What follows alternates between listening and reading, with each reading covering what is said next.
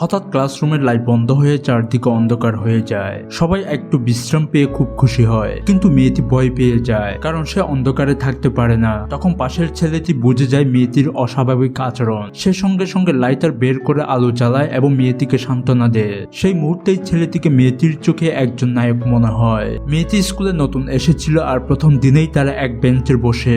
একজন ক্লাসমেট চুপি চুপি বলে সে খারাপ ছেলে, কিন্তু মেয়েটি সেটা বিশ্বাস করে না।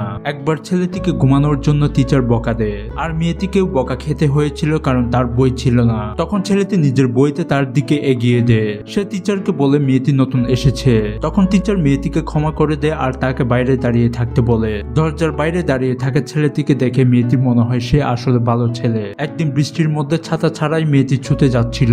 ঠিক তখনই ছেলেটি এসে তাকে থামায়। নিজের ছাতা মেয়েটির হাতে দিয়ে ব্যাগ মাথায় নিয়ে ছেলেটি ভিজতে ভিজতে চলে যায়। মেয়েটি তখন দূরে গিয়ে ছেলেটির উপর ছাতাটা ধরে। ছেলেটি নিতে চাইছিল না, কারণ সে জানতো যদি মেয়েটি তার সঙ্গে থাকে তাহলে সবাই মনে করবে মেয়েটিও খারাপ। কিন্তু মেয়েটি বিন্দু মাত্র দেরি না করে বলে আমি কিছুতেই ভয় পাই না। ছেলেটি খুব সাবধানে ছাতাটা হাতে নিয়ে এগিয়ে যেতে থাকে। সে তখনই মেয়েটির প্রতি গভীর ভালোবাসা অনুভব করে।